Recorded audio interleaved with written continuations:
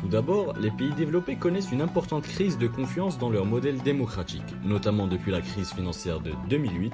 C'est par exemple le cas au sein de l'Union européenne et des États-Unis. La démocratie est entachée par des scandales, des affaires politiques et des problèmes qui nuisent à son image et à son fonctionnement.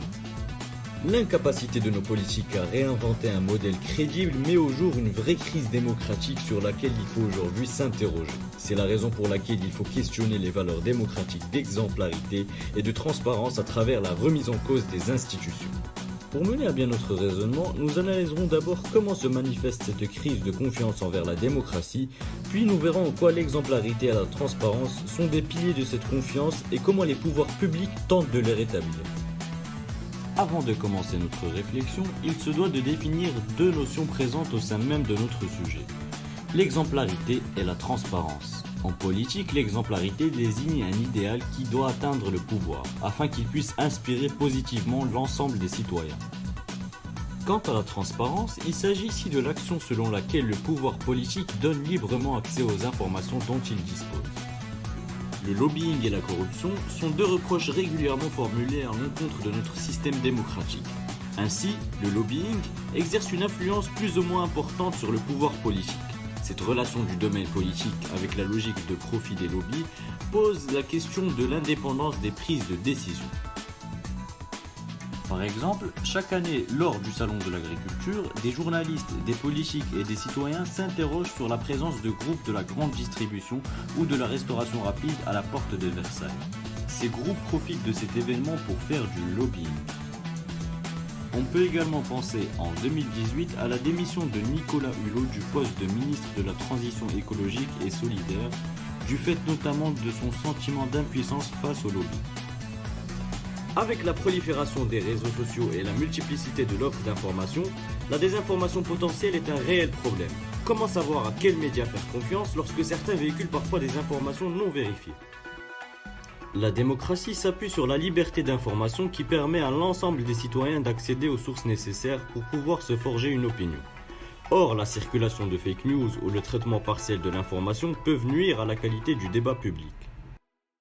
Par exemple, lors de la campagne du référendum sur le Brexit en 2016, des enquêtes poussées par des médias indépendants ont montré qu'une vaste campagne de désinformation a été menée pour tenter d'influencer les électeurs britanniques. La séduction, c'est-à-dire l'image, l'emporte alors sur la conviction, c'est-à-dire le fond, ce qui tend à mettre à mal la transparence censée caractériser la parole politique en démocratie. Face à ces attaques envers la démocratie que sont la crise de confiance et le manque de transparence, il faut trouver de nouvelles armes pour y remédier. L'exemplarité et la transparence sont deux notions qu'il est urgent de réintroduire dans la vie publique afin de conformer à l'idéal démocratique. Dans une démocratie, le pouvoir politique tire à sa légitimité du peuple, le peuple est donc à la base de tout pouvoir.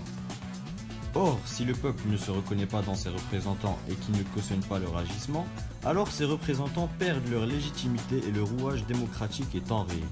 Le pouvoir politique doit faire preuve d'une exemplarité et de transparence afin de faire vivre un lien de confiance entre les citoyens et les représentants politiques, permettant ainsi une vie démocratique saine. Face à la pression citoyenne et au constat d'une démocratie en danger, certaines mesures ont été prises pour rétablir le lien de confiance rompu.